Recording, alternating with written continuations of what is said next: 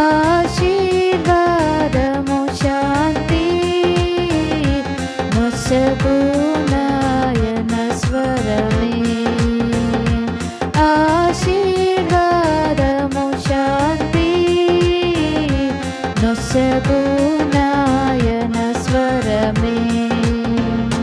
క్రీస్తుని స్వరము విందును ప్రభువే పలికినప్పుడు మధుర స్వరమియది. మెల్లని స్వరమియది. మధుర స్వరమియది. మెల్లని స్వరమియది. నీ మధుర స్వరము నీ వాక్యము నా విందున్. నీ మధుర స్వరము నీ వాక్యము నా విందున్. ప్రార్థనలయందునా ప్రార్థనలయందునా ప్రతిదినము పల్కెదవు. ప్రార్థనలయందునా ప్రతిదినము పల్కెదవు. క్రీస్తుని స్వరము విందును ప్రభువే పలికినప్పుడు మధుర స్వరమియది. మెల్లని స్వరమియది. మధుర స్వరమియది. మెల్లని స్వరమియది. నీ మధుర స్వరము నీ చిత్తము తెల్పును. నీ మధుర స్వరము నీ చిత్తము తెల్పును. అనుదిన జీవితములో అనుదిన జీవితములో అనుసరించెదనిన్ను. అనుదిన జీవితములో అనుసరించెదనిన్ను. క్రీస్తుని స్వరము విందును ప్రభువే పలికినప్పుడు మధుర స్వరమియది. మెల్లని స్వరమియది. మధుర స్వరమియది. మెల్లని స్వరమియది. నీ మధుర స్వరము నీ మార్గము చూపును. నీ మధుర స్వరము నీ మార్గము చూపును. కుడి ఎడమల తిరిగినా కుడి ఎడమల తిరిగినా నీ స్వరమే వినబడును. కుడి ఎడమల తిరిగినా నీ స్వరమే వినబడును. క్రీస్తుని స్వరము విందును ప్రభువే పలికినప్పుడు మధుర స్వరమియది. మెల్లని స్వరమియది. మధుర స్వరమియది. మెల్లని స్వరమియది. తుఫాను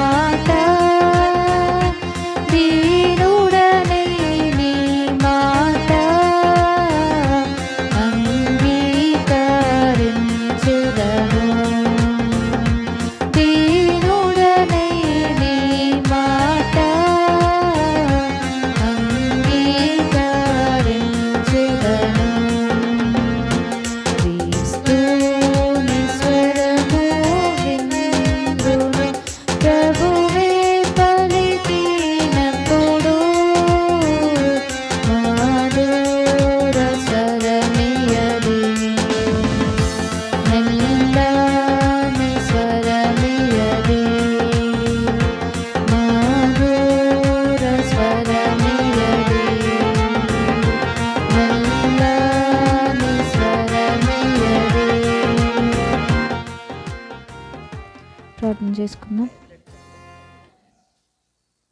మహాగండమైన మా తండ్రి, ఇంతవరకు మిమ్మల్ని స్తుతించే సమయాన్ని మాకు ఇచ్చారు, మీకు వందనాలు. మరి ప్రాముఖ్యమైన సమయంలోకి వచ్చి ఉంటుండగా మీ దాసాలను మీ యొక్క ఆత్మతో నింపి అభిషేకించి మాకు కావలసినటువంటి జీవాక్కులతో మమ్మల్ని తృప్తిపరచండి, ఆటంకపరిచి చీకటిని పాతాళ మందు బంధించండి. మరి మమ్మను ప్రాంగణాన్ని మీరు పరిశుద్ధపరిచి పవిత్రపరచమని యేసు నామమున వేడుకొంచున్నాం తండ్రి, ఆమేన్.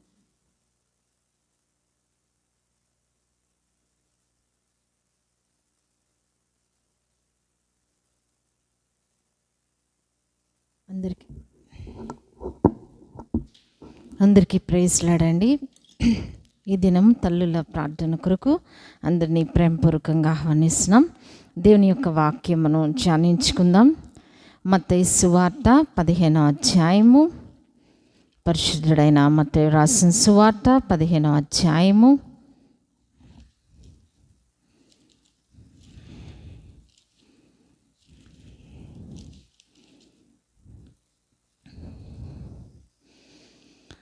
ఇరవై 21-22 వచనములు కలిసి ఉన్నాయండి, అవి చదువుకుందాం. మత్తయి సువార్త 15వ అధ్యాయం 21-22. యేసు అక్కడ నుండి బయలుదేరి తూరు సీదోనుల ప్రాంతములకు వెళ్ళగా, ఇదిగో ఆ ప్రాంతముల నుండి కనాను స్త్రీ ఒకటి వచ్చి, ప్రభువా, దావీదు కుమారుడా, నన్ను కరుణింపము, నా కుమార్తె దెయ్యం పట్టి బహుబాధపడుచున్నదని కేకలు వేసింది. ఈ దినం మనము జ్ఞాపకం చేసుకునే తల్లి మత్తయి సువార్త 15వ అధ్యాయంలో 21 నుండి 28 వరకు. మరి ఇక్కడ ఒక స్త్రీని మనం చూస్తూ ఉన్నాం. ఆమె ఎవరు అంటే కనాను స్త్రీ. సో ఈమె పేరు కానీ ఈమె యొక్క పరిస్థితులు కానీ ఈ కుటుంబం గురించి పెద్దగా వ్రాయబడలేదు, కానీ ఈమె తూరు సీదోనుల ప్రాంతానికి చెందిన ఒక ఆమె, అంతే. సో ఈమె ఇశ్రాయేలీరాలు కాదు. సో ఈమెకు యేసు ప్రభు గురించి కానీ మరి ఆ ధర్మశాస్త్రము గురించి కానీ యేసు ప్రభు చేస్తున్న కార్యాలు కూడా ఈమెకు తెలియదు. ఎందుకంటే యేసు ప్రభు ఉన్నది ఆ కాలంలో యెరూషలేం దగ్గర, యోదయ పట్టణాల దగ్గర, ఇజ్రాయెల్ దేశంలో ఆయన ఉంటున్నారు. కానీ వీళ్ళు ఉండే ప్రాంతము తూరు సీదోనుల ప్రాంతం, వేరే ప్లేస్ అన్నమాట. సో యేసు ప్రభువుని ఎప్పుడూ చూడలేదు, యేసు ప్రభు కార్యాలు కూడా ఈమెకు తెలియదు, అలాగే దేవుని యొక్క వాక్యము కూడా ఈమెకు తెలియదు. కానీ ఈమె వేరే ఇశ్రాయేలీలు కానీ వేరే ప్రాంతంలో ఉన్నా కానీ మరి ఆయా వారు చెప్పుకుంటున్న మాటలను బట్టి ఈమెకు యేసు ప్రభు అద్భుతాలు చేస్తారు, ఆశ్చర్య కార్యాలు చేస్తారు అనే విషయాన్ని ఈమె విన్నారు. వినినప్పుడు ఒకానొక సమయంలో యేసు ప్రభు వారు ఆ ప్రాంతానికి వెళ్ళారంట. వెళ్ళినప్పుడు ఆమె ఏం చేసిందండి, ఇదిగో ఆ ప్రాంతముల నుండి కనాను స్త్రీ ఒకటి వచ్చి, ప్రభువా, దావీదు కుమారుడా, నన్ను కరుణింపుము, నా కుమార్తె దెయ్యము పట్టి బహుబాధపడుచున్నదని కేకలు వేశాను. సో ఈమె యేసు ప్రభు దగ్గరికి వచ్చి ఏం చెప్తుంది, ప్రభువా, నాకు కుమార్తె ఉంది, ఆ కుమార్తెకు దెయ్యం పట్టింది, బహు బాధపడుతుంది అని దేవుని దగ్గర వేడుకుంది. సో దెయ్యం పట్టిందని ఈమెకి ఎలా తెలిసిందంటారు? ఏమండి, దెయ్యం పట్టింది అని ఈమెకి ఎలా తెలిసింది కదా అసలు ఇది తెలుసుకోవడం కూడా చాలా గొప్ప సంగతే. దెయ్యం పట్టింది అనే విషయము తెలుసుకోవడం గొప్ప సంగతే. ఈమె ఏం చెప్తుంది, దెయ్యం పట్టింది, బహు బాధపడుతుంది అని ఈమె ప్రభువును వేడుకుంటుంది. ఇప్పుడు అంటే ఈ దినం మన అంశం ఏంటంటే, మన బిడ్డల కొరకు ప్రార్థించే విషయాల్లో వారి సమస్యలను గుర్తెరుగుట. ఏమండి, మనకి చాలాసార్లు వాళ్ళు ఏ సమస్యలతో బాధపడుతున్నారో మనకి తెలియదు. లోపల ఉండేది ఒకటైతే పైకి కనిపించేది ఇంకొకటి. కానీ ఈ స్త్రీ దేవుని వాక్యం తెలియదు, ధర్మశాస్త్రం తెలియదు, మరి ఇశ్రాయేలు దేశంలో ఈమె లేదు, వేరే చోట ఈమె ఉన్నది. కానీ కుమార్తె సమస్యని ఏం చేసిందండి, కరెక్ట్గా గుర్తించింది అనమాట. అందుకని దెయ్యం పట్టిందని గుర్తించింది, దెయ్యం వల్ల ఈమె బాధపడుతుందని గుర్తెరిగింది. అందువల్ల ఏం చేసింది, ఈ దెయ్యంని ఎవరు వదలగొట్టగలరు అక్కడికి వచ్చిందనమాట. సో ఈమె యొక్క జీవితంలో కొన్ని ప్రాముఖ్యమైన విషయాలు చూస్తే, ఈ దెయ్యం పట్టి బహు బాధపడుతుందనే విషయము ఈమె ఎలా తెలుసుకోగలిగిందంటారు? ఎలాగోలాగని ఈమె తెలుసుకుంది. కానీ మన జీవితాల్లో కూడా ఈ దెయ్యం పట్టిన వాళ్ళ గురించి మనం ఏం చెప్పుకుంటాం, చాలామంది ఏం చేస్తారు, దెయ్యం పట్టిన దానికి డిఫరెన్స్ ఉంటుంది, మానసిక సమస్యలు కలిగిన వారి యొక్క పరిస్థితి వేరేగా ఉంటుంది. ఇప్పుడు మానసిక సమస్యలు ఉన్న వారిని చాలాసార్లు దెయ్యం పట్టిన వాళ్ళకి ఏమంటారు, మానసిక సమస్య అండి, మైండ్ బాగోదండి, మెంటల్ అండి, పిచ్చండి అంటారు.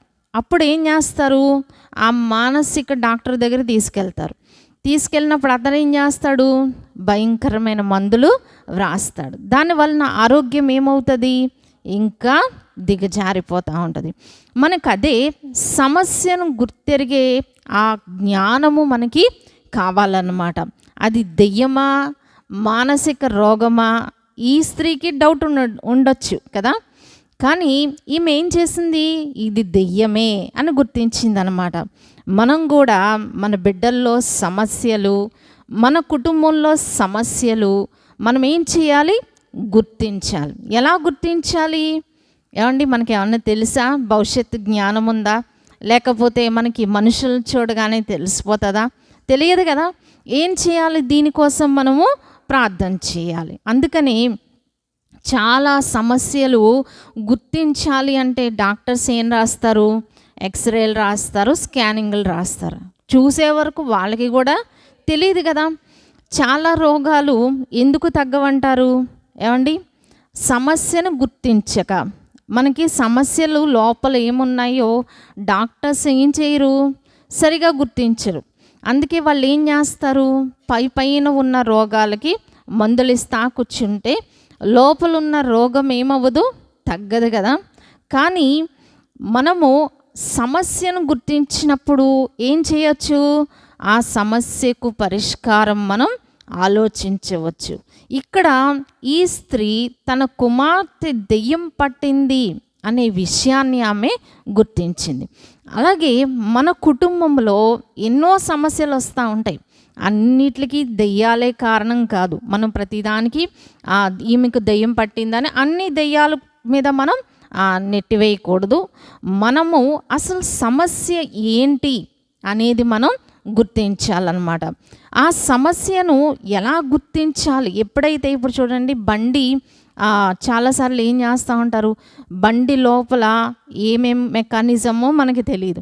కానీ మనం తీసుకువెళ్ళినప్పుడు ఏం చేస్తారు, వాళ్ళు రకరకాలుగా 1 రోజు 2 రోజులు ఉంచుకొని వాళ్ళు చాలా మనకి బిల్లు వేసి పంపుతారు. తీరా అక్కడ సమస్య ఏముంటుంది, చాలా చిన్ని సమస్య ఉంటుంది. అనేక సార్లు ఒక బోల్ట్ లూజ్ అయినా ఏమవుతుందండి, బండి సరిగ్గా పనిచేయదు. ఆ విషయం మనకు తెలుసా, తెలియదు కాబట్టి వాళ్ళు ఏం చేస్తూ ఉంటారు, చాలామంది మనలను మోసం చేస్తూ ఉంటారు.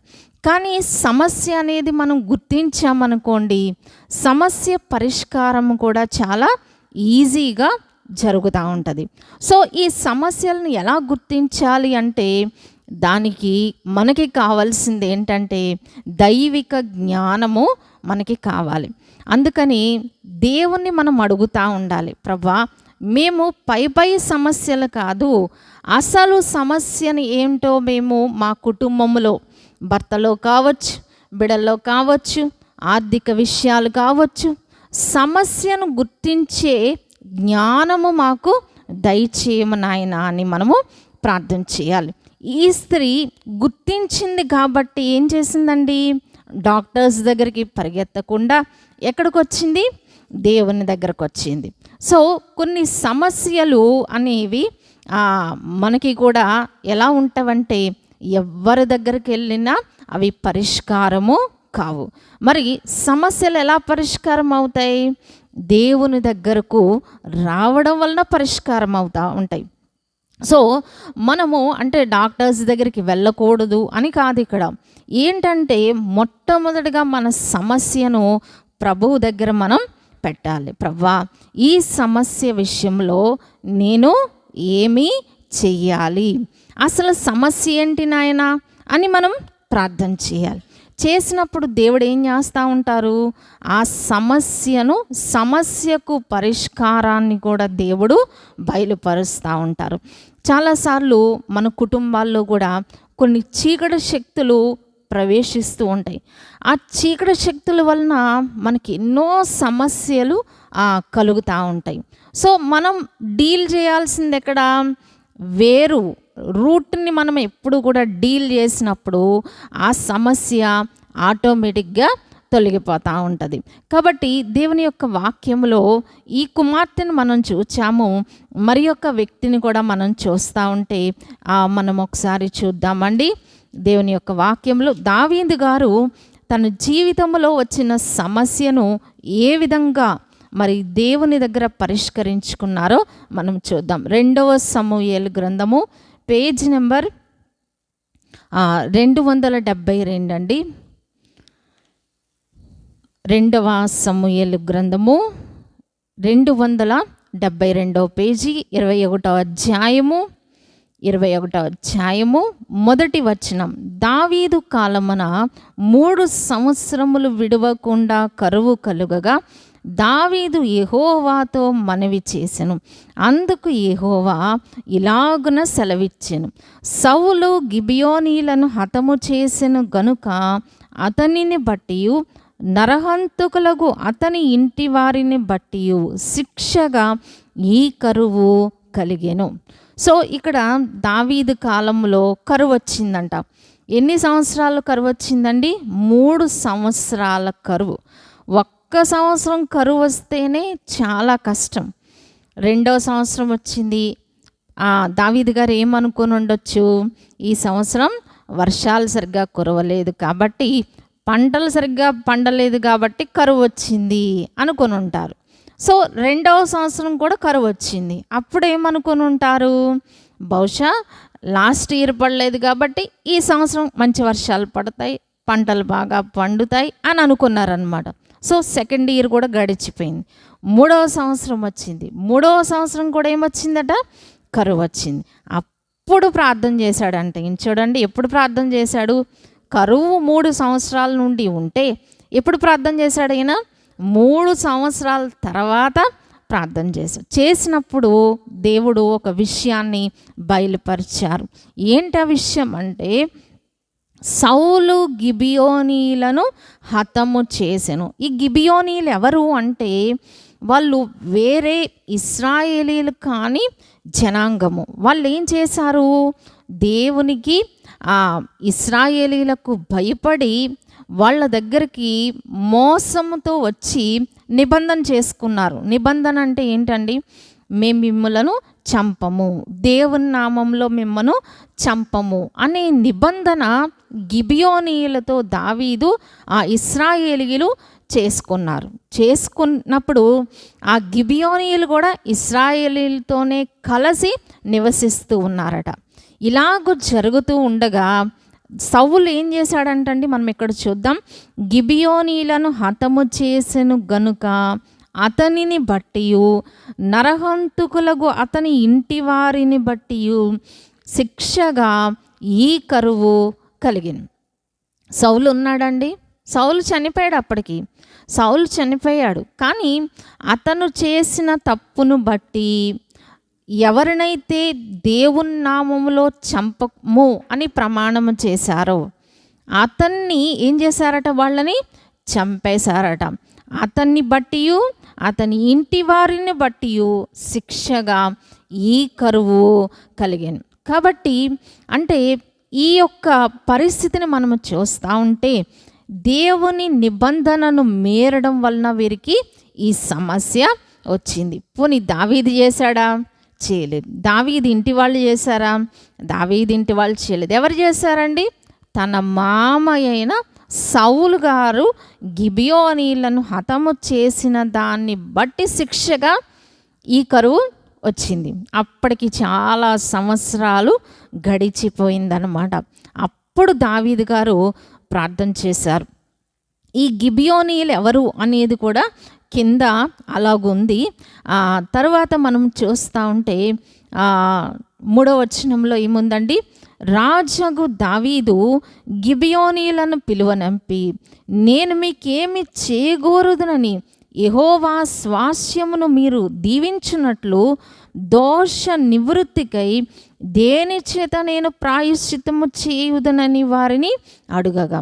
సో ఇక్కడ గిబియోనీయులను బట్టి వీరికి శిక్ష వచ్చింది కాబట్టి గిబియోనీయుల్ని దావీదు గారు అడుగుతున్నారు, నేను మీకు ఏం చేయాలి, ఈ దోషం పోవాలంటే ఏం చెయ్యాలి అని అడిగినప్పుడు వారు కొన్ని విషయాలు చెప్పారు.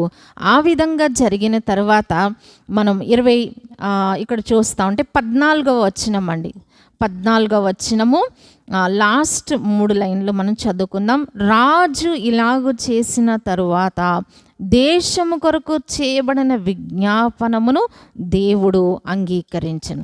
కొన్నిసార్లు సమస్యలు మనల్ని ఎందుకు చుట్టుముట్టుతున్నాయి, మన సమస్యకు కారణం ఏంటి అని మనం ప్రభువును అడగాలి. ప్రభువా, ఎందుచేత ఈ సమస్య, దీనికి ఎక్కడ కారణం ఉన్నది ప్రభువా అని మనము ప్రార్థన చేయాలి.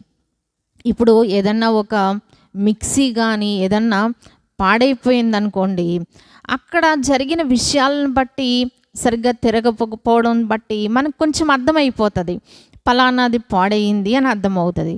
అసలు మిక్సీ గురించే మనకు అవగాహన లేదనుకోండి, ఏం పాడైందో మనకేం తెలుస్తుంది, ఏమీ తెలియదు కదా. అలాగే మనకి కూడా దేవుని ప్రత్యక్షతల పట్ల ఏముండాలి, అవగాహన ఉండాలి. సో దేవుడు మనకి బయలుపరుస్తూ ఉంటారు.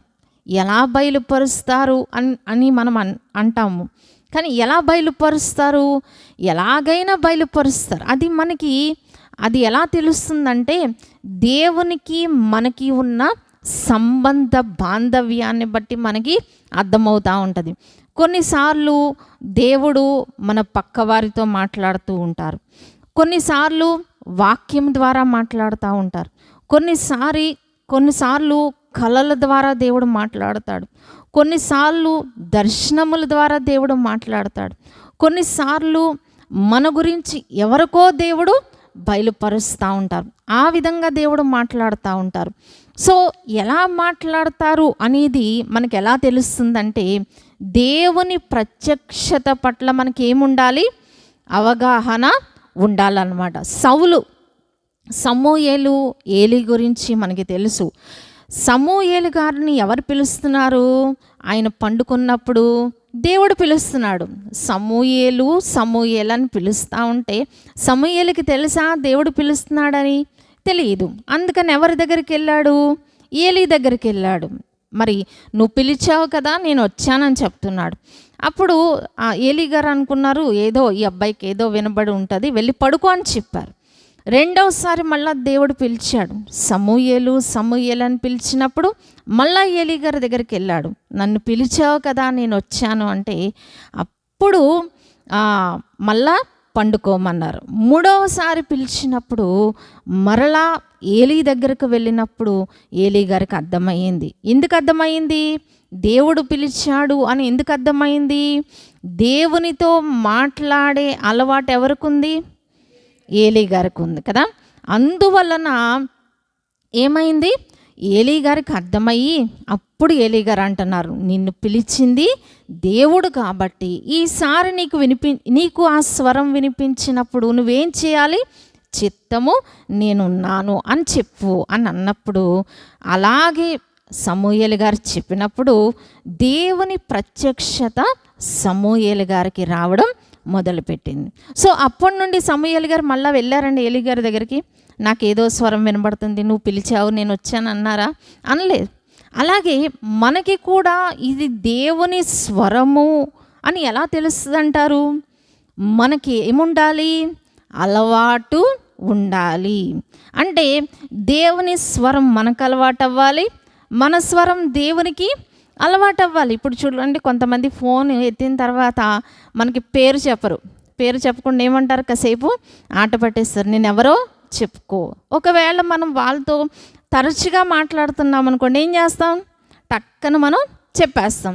ఒకవేళ ఎప్పుడన్నా మాట్లాడే వాళ్ళు ఫోన్ చేస్తారనుకోండి, మనకు అర్థమవుతుంది ఆ స్వరం, అర్థమవుతుంది కదా.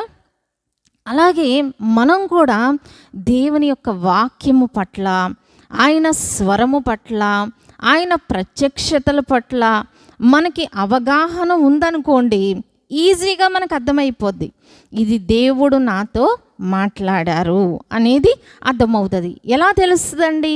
అన్నిసార్లు కళలు వస్తాయా? అన్నిసార్లు దర్శనాలు వస్తాయా? అన్నిసార్లు ఎవరికో దేవుడు బయలుపరుస్తారా?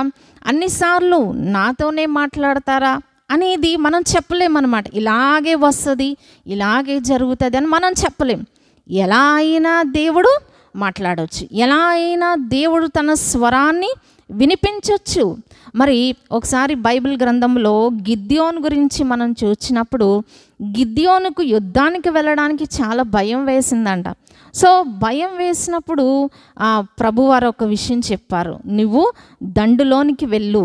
అక్కడ ఇద్దరు మాట్లాడుకుంటున్నారు, పని వాళ్ళు ఇద్దరు మాట్లాడుకుంటున్నారు. ఏం మాట్లాడుకుంటున్నారు అంటే, ఒక పనివాడు ఏం చేస్తున్నాడు, ఇంకొక పక్కనున్న తన స్నేహితునికి ఒక కళ చెప్తున్నాడు. రాత్రి నాకు ఒక కళ వచ్చింది, ఆ కళ ఏం కళో చెప్తున్నాడు అనమాట. ఏం కళ వచ్చిందట? మిద్యానీయులు దండు అంటే ఇశ్రాయేలీల యొక్క శత్రువుల దండులోనికి ఒక యవల రొట్టె వెళ్ళిందంట. యవల రొట్టె అంటే ఏంటండి? బార్లీతో చేసిన రొట్టెలు అనమాట. ఆ రొట్టె వెళ్ళి దొర్లుకుంటూ వెళ్ళి ఏం చేసిందంట? గుడారాన్ని పడగొట్టేసిందంట. గుడారాన్ని, అసలు రొట్టె ఎంత ఉంటుందండి, గుడారాన్ని ఎలా పడేస్తుంది కదా. సో వెంటనే పక్కోడికి ఆ కళ అర్థమైపోయింది. ఈ కళ ఏంటి? అది గిద్యోనే కానీ వేరొకడు కాదు. గిద్యోను ఇశ్రాయేలీల పక్షంగా విజయాన్ని ఇస్తాడు అని అర్థం పక్కోడు చెప్పేశాడు అనమాట. సో ప్రభువారు ఎక్కడికి వెళ్ళమన్నారు? ఒక ప్రవక్త దగ్గరికి వెళ్ళమనలే, లేకపోతే ఎక్కడికో వెళ్ళమనలే. వాళ్ళిద్దరూ మాట్లాడుకుంటారు, ఆ సంభాషణ విను అని చెప్పారు అంతే. సో ఈ సంభాషణలో గిద్యోనికి ఏమైంది? తాను ఇశ్రాయేలీ పక్షంగా విజయాన్ని తేగలడు అనేది తనకి అర్థమైపోయింది. వెంటనే తనకి ఏమొచ్చింది? బలం వచ్చింది, ధైర్యం వచ్చింది. కాబట్టి ఏం చేశాడు? అలాగే తాను విజయాన్ని సాధించాడు. అంటే దేవుడు ఎలా మాట్లాడారంటారు గిద్యోనుతో? ఎవరో ఇద్దరు మాట్లాడుకున్నారు.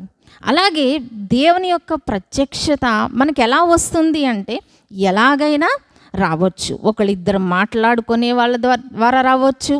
ఒక్కోసారి దేవుడు మనకే చూపిస్తారు, మనకే బయలుపరుస్తారు.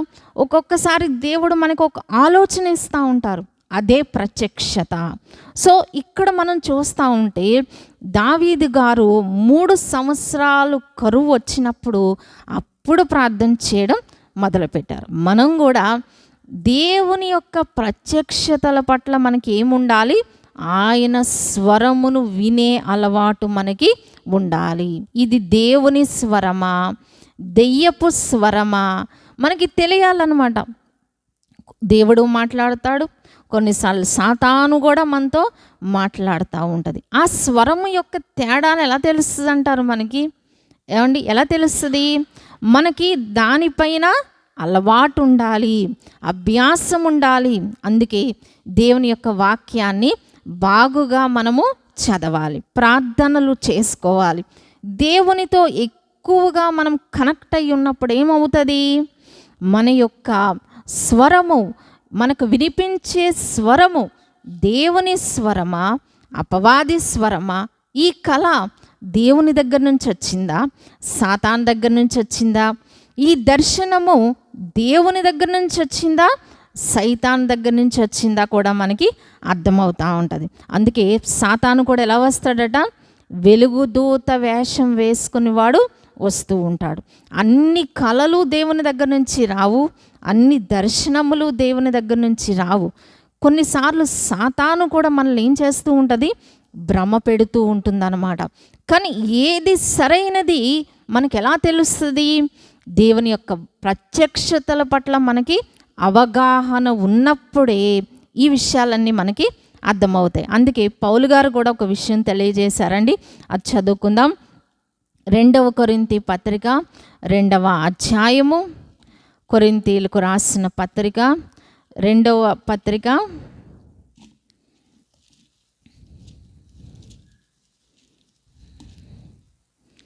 పేజ్ నెంబర్ 160 పేజీ అండి. 160 పేజీ 11వ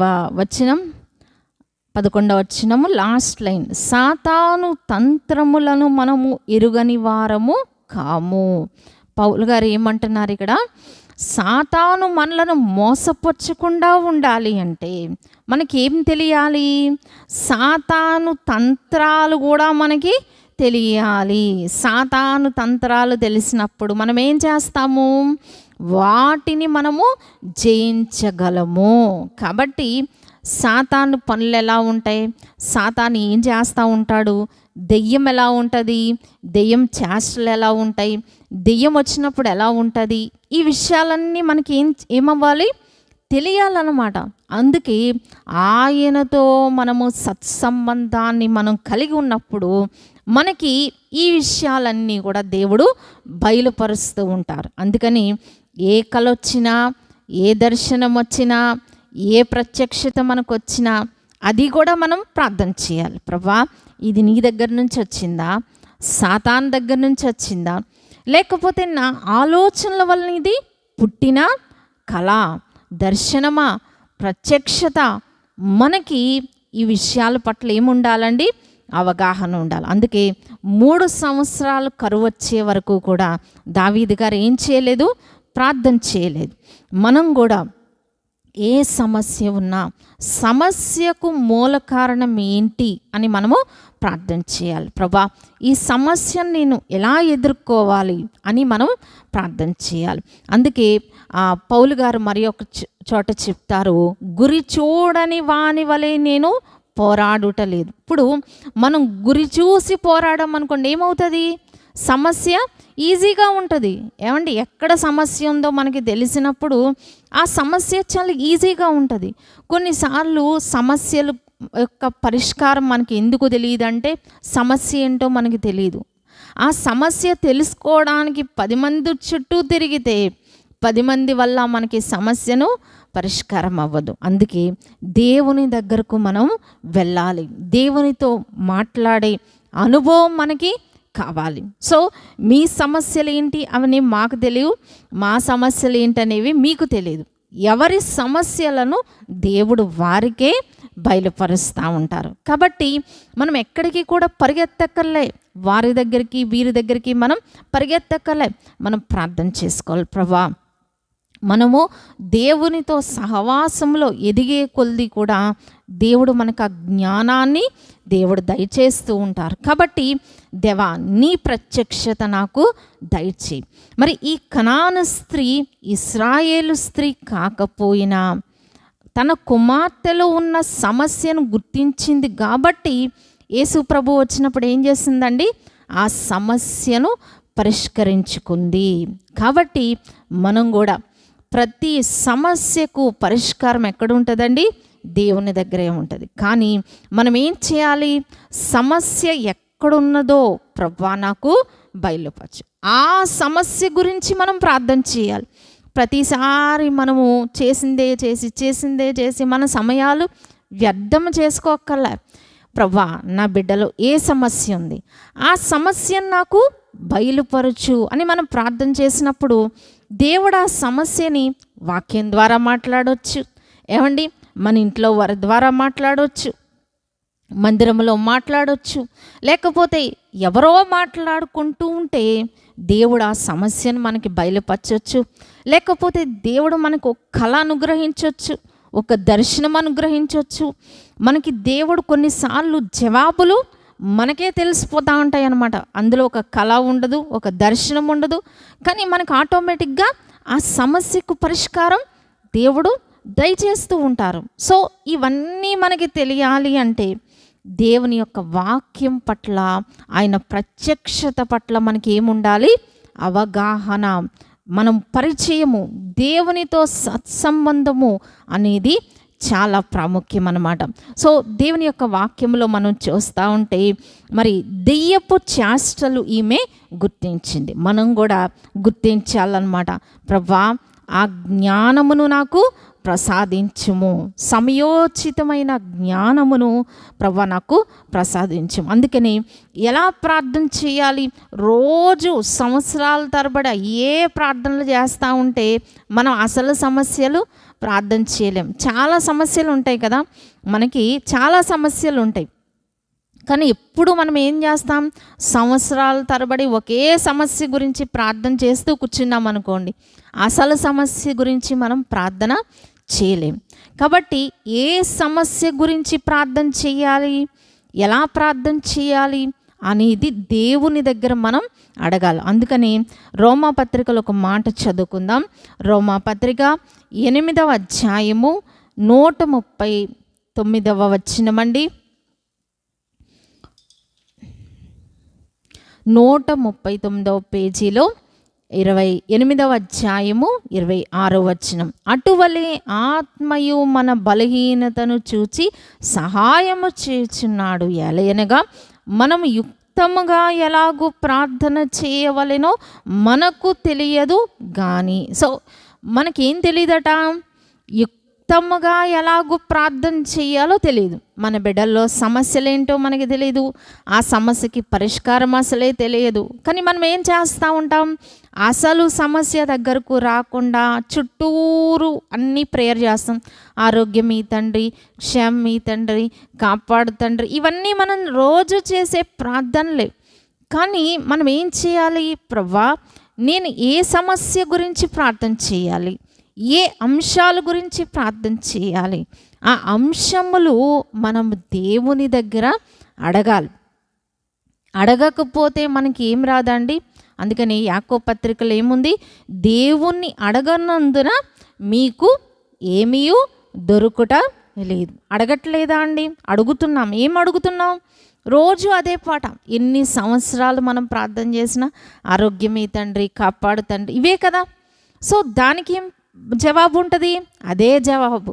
కానీ అసలు సమస్యలు అలాగే ఉండిపోతూ ఉంటాయి. కాబట్టి మనం సమస్యలను గుర్తించుట, సమస్య కొరకు ప్రార్థించుట అనేది చాలా ప్రాముఖ్యం. అందుకే సమస్యను ప్రభువునే అడగాలి, సమస్యకు పరిష్కారం కూడా దేవుణ్ణి అడగాలి. అందుకని యుక్తముగా ఎలాగూ ప్రార్థించాలో తెలియదు కాబట్టి ఏం ప్రార్థించాలి ప్రభువా అని మనం దేవుణ్ణి అడగాలి. ప్రభువా, నా బిడ్డ కొరకు ఈ దినం ప్రార్థన చేస్తున్నాను, ఏ అంశాలు నేను ప్రార్థన చేయాలి అని మనం అడిగినప్పుడు మనకి దేవుడు మనకి తెలియజేస్తూ ఉంటారు. పలానా అంశాలు నువ్వు ప్రార్థన చేయి, నీ బిడ్డలో ఉన్న ఈ విషయం కోసం నువ్వు ప్రార్థన చేయి అని దేవుడు బయలుపరుస్తూ ఉంటారు. అందుకే బైబిల్ గ్రంథంలో నెబుకద్నెజరు అని ఆయన ఏం చేశారట? ఆయనకు ఒక కళ వచ్చిందంట. ఆ కళ ఏం చేశాడు? ఆయన మర్చిపోయాడు.